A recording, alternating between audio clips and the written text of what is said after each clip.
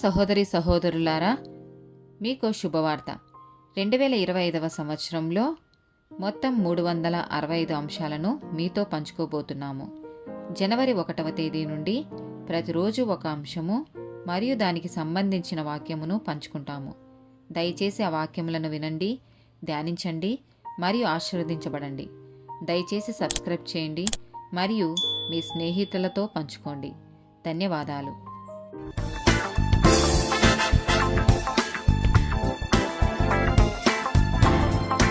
226th day topic ధనం. ద్వితీయోపదేశకాండము 8వ అధ్యాయము 18వ వచనము. కాగా నీ దేవుడైన యెహోవాను జ్ఞాపకం చేసుకొనవలెను. ఏలయనగా తాను నీ పితరులతో ప్రమాణము చేసినట్లు తన నిబంధనను నేటి వలె స్థాపింపవలెనని మీరు భాగ్యము సంపాదించుకొనుటకై మీకు సామర్థ్యము కలగచేయువాడు ఆయనే. సామెతల గ్రంథము 3వ అధ్యాయము 9-10 వచనాలు. నీ రాబడి అంతటిలో ప్రథమ ఫలమును నీ ఆస్తిలో భాగమును ఇచ్చి యెహోవాను గణపరచుము.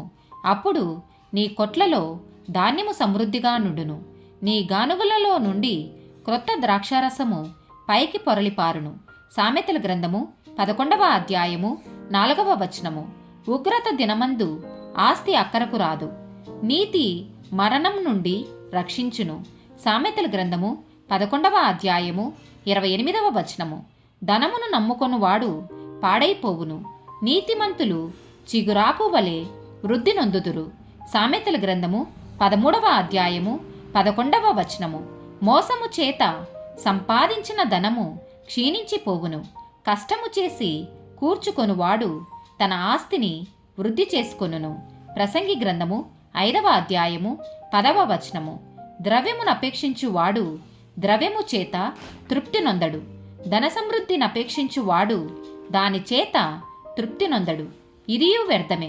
మలాకి గ్రంథము 3వ అధ్యాయము 10వ వచనము.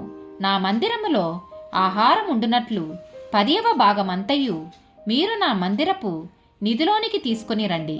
దీని చేసి మీరు నన్ను శోధించిన ఎడల నేను ఆకాశపు వాకిండ్లను విప్పి పట్టజాలనంతా విస్తారముగా దీవెనలు కుమ్మరించదనని సైన్యములకు అధిపతియగు యెహోవా సెలవిచ్చుచున్నాడు. మత్తయి సువార్త 6వ అధ్యాయము 19-21 వచనాలు. భూమి మీద మీ కొరకు ధనమును కూర్చుకొనవద్దు, ఇక్కడ చిమ్మెటయు తుప్పును తినివేయును, దొంగలు కన్నము వేసి దొంగిలెదరు.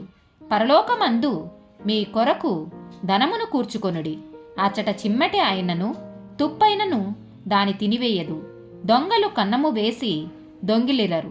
నీ ధనమెక్కడ నుండునో అక్కడనే నీ హృదయముండును.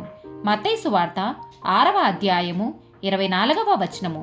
ఎవడును 2 యజమానులకు దాసుడుగా నుండనేరడు. అతడు ఒకని ద్వేషించి ఒకని ప్రేమించును, లేదా ఒకని పక్షముగా నుండి ఒకని తృణీకరించును. మీరు దేవునికిని సిరికిని దాసులుగా నుండనేరరు. లూకాసు వార్త 12వ అధ్యాయము 15వ వచనము. మరియు ఆయన వారితో, మీరు ఏ విధమైన లోభమునకు ఎడమియ్యక జాగ్రత్తపడుడి, ఒకని కలిమి విస్తరించుట వాని జీవమునకు మూలము కాదనెను. అపోస్తుల కార్యములు 20వ అధ్యాయము 35వ వచనము. మీరును ఈలాగు ప్రయాసపడి బలహీనులను సంరక్షింపవలెననియు పుచ్చుకొనుట కంటే ఇచ్చుట ధన్యము అని ప్రభువైన యేసు చెప్పిన మాటలు జ్ఞాపకం చేసుకొనవలెననియు అన్ని విషయములలో మీకు మాదిరి చూపితినని చెప్పెను. 1 తిమోతికి రాసిన పత్రిక 6వ అధ్యాయము 9-10 వచనాలు. ధనవంతులగుటకు అపేక్షించువారు శోధనలోను ఉరిలోను అవివేకయుక్తములను హానికరములనైన అనేక దురాశలలోనూ పడుతురు. అట్టివి మనుషులను నష్టంలోను నాశనంలోను ముంచివేయును.